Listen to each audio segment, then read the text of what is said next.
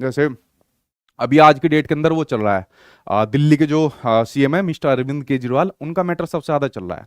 तो आप लोगों को उनके ऊपर लेख लिखना है कि अरविंद केजरीवाल को जो जेल में डाला गया, क्या सही डाला गया या गलत डाला गया।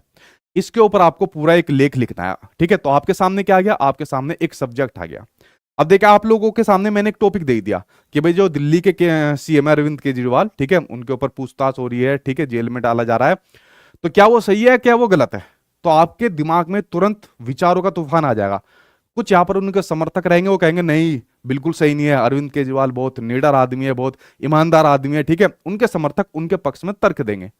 कुछ उनके विरोधी होंगे, वो उनके विरोध में तर्क देंगे, नहीं सही कर दिया, ठीक है, जब बेईमानी करेंगे, घोटाला करेंगे तो जेल में डालना ही चाहिए।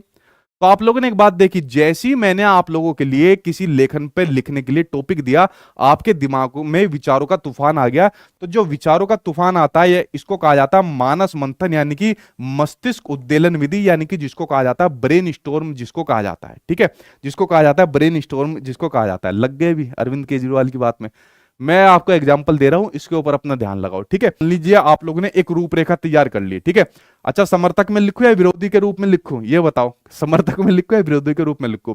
हम लोग लिखेंगे न्यूट्रल, ना तो समर्थक है ना विरोधी है, ठीक है, हमेशा आपको पता है, और मेरा भी आपको पक्ष पता है, ना तो मैं किसी पार्टी का समर्थक हूं ना विरोधी हूं। काम के ऊपर हमेशा मैं देखता हूं कि कौन आदमी कैसा काम कर रहा है। तो हम लोग लिखेंगे न्यूट्रल, कि अरविंद केजरीवाल ने ये काम अच्छा किया, ये काम बुरा कर दिया, ये अच्छा करा, ये बुरा कर दिया, इसमें ये काम करना चाहिए था, केंद्र सरकार को ये वाला काम करना चाहिए था। तो हमने एक रूपरेखा बना दी पूरी की पूरी, ठीक है। रूपरेखा बनाने के बाद हमने उसका प्रारूप लिखा, प्रारूप मतलब उसका एक ड्राफ्ट तैयार करा। ड्राफ्ट तैयार करने के बाद मतलब अगर मान लीजिए उसमें कुछ कमी कुछ खामी रह जाती है, पता चला हमने यहाँ पर अरविंद केजरीवाल की तारीफ कर दी और कहीं से सेंट्रल गवर्नमेंट की तरफ से फोन आ जाए, अच्छा तो हम क्या काम करेंगे, अजी अभी काट रहे, अभी काट रहे ठीक है। और अगर मान लीजिए हमने कुछ बुराई कर दी, अरविंद केजरीवाल की तरफ से फोन आ जाए, अच्छा ये वाला काम मेरे अभी काट रहे, ठीक है। तो ड्राफ्ट तैयार करते हैं, प्रारूप लिखते हैं, ताकि कुछ एडिटिंग उसमें करनी रह जाए। उसके बाद हम उसका संपादन करते हैं, ठीक है, उसको पूरी अच्छी तरीके से तैयार कर लेते हैं, ठीक है। तो संपादन करते हैं, उसकी प्रूफ रीडिंग करते हैं, कोई शब्द गलत तो नहीं लिख गया, पता चला अरविंद केजरीवाल जी के बारे में कोई शब्द गलत लिख गया, पता चला आम आदमी पार्टी ने हमारे यहाँ पर धरना कर दिया, ठीक है। और लास्ट में उसका अंतिम स्वरूप तैयार हो जाता है। तो ये जो आपके सामने लेखन प्रक्रिया उपागम है, ये जो लेखन प्रक्रिया उपागम होता है, यानी कि जो आपकी राइटिंग की प्रोसेस अप्रोच होती है, मैं आपको बता रहा हूं दोनों ही लैंग्वेज में आपको काम आएगा। ये हिंदी की बात नहीं हो रही है, दूसरी लैंग्वेज में भी आपको काम आएगा, वहां पर आपकी राइटिंग प्रोसेस अप्रोच आ जाएगी, ठीक है।